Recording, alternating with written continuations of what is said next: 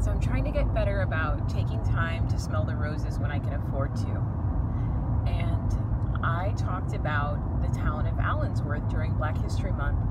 Since I'm out driving and I was passing through the area of the San Joaquin Valley, I saw the exit on the way up, and now I am going to check it out. So I'm about 10 miles away. I'm not sure what's there to see. It's a very hot day, so I don't imagine I'll be in there long, but I'm really looking forward to it. I'm making the most of an inevitable road trip. So I've made it to Allensworth.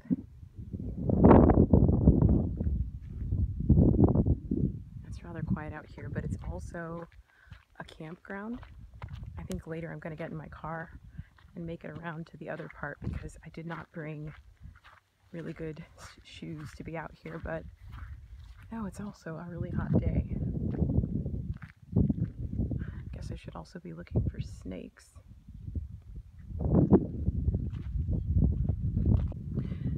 It's super exciting for me to be here. It's unfortunate that this town is no longer a living town, but having talked about it and done research on it for Black History Month, it's pretty incredible to be standing here. And I can't help but wonder, what would the lives of African Americans be like if this town never ceased to be?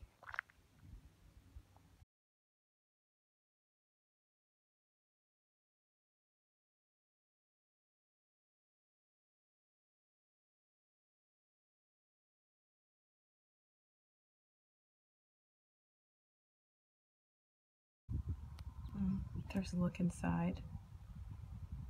I must admit I'm a bit creeped out.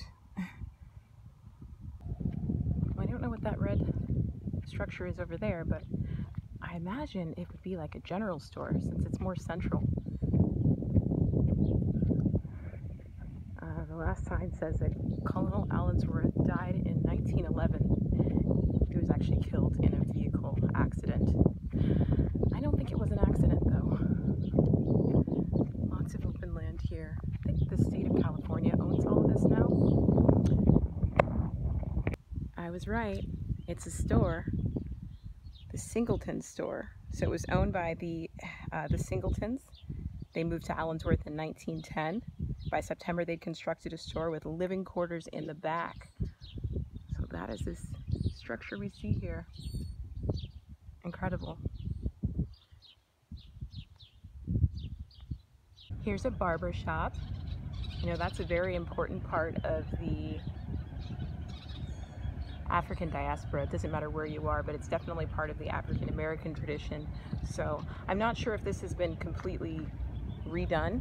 I'm not sure if there would have been cemented structures at that time, but it was owned by the Milner family. This is really incredible. So I'm going to take a guess and say this was either a school or a church, and this has to be the outhouse right here. Gotta be. The train's moving in the background there. Way out in the distance there, that's where people come and camp out. To be honest, I'm not sure why anyone would want to camp on these grounds, but then I'm not a camper to begin with, so I'm like the last person to understand. Let's see what this red structure is here. I can't quite call it. It almost looks like a store, but it could just be a house. After that, I'm going to get into the car because it's getting really hot, so I can do the rest of the tour driving. It's another store.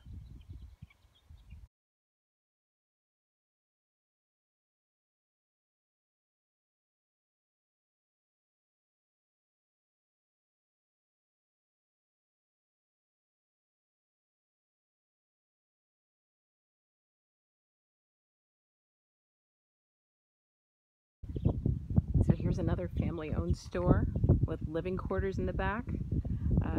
They sold newspapers, medicine, magazines, different women's items, but also cosmetics and jewelry.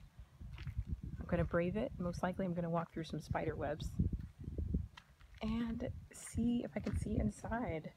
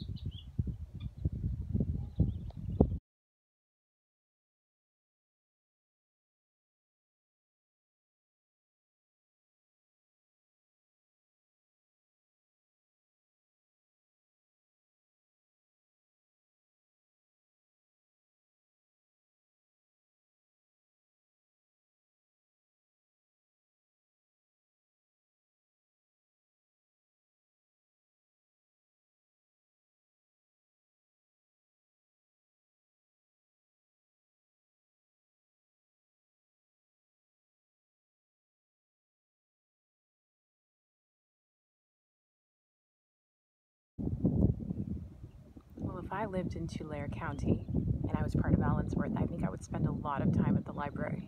In fact, if I could, I'd probably try to get a job there. Free library. Not very big, but it's got its own little, nice little area here.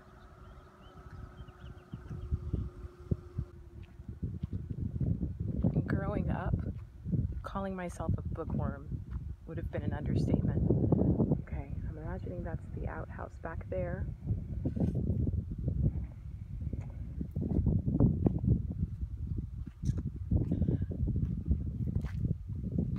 It's rather far from the schoolhouse.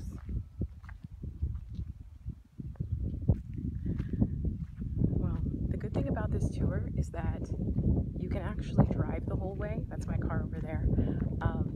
I didn't wear appropriate shoes. If I'm gonna go places looking for adventure, I gotta start wearing shoes for adventure. It's definitely like 85 degrees out here, so it's pretty hot, and I'm wearing like sweatpants. But I'm so appreciative that you can go along the tour by car, and they've actually got a phone number that you can call so that the tour guide by phone can tell you what stop is what. There's a number that you press for each place that you stop, and then you'll get some information about it. So far I've seen a couple of houses, general stores, a hotel, a barber shop, a library, a schoolhouse. We'll see what's coming next.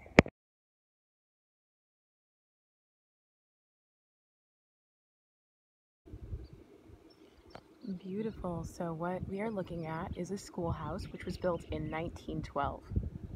It looks amazing, actually. Yeah, this is a school.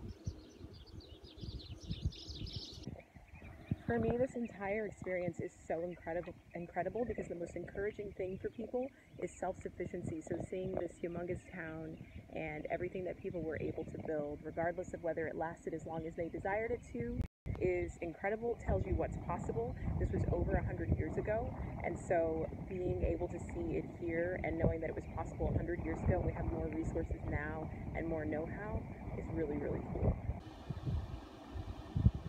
So this is it. This is the Allensworth home. I almost missed it. I'm so grateful for that tour by phone so I would know which number is which house. But apparently Alan Allensworth and his wife also owned a home in Los Angeles, but they had one here in town as well, so they would go back and forth. His wife was a very active member of the community, part of the school board, and a big part of the educational system here.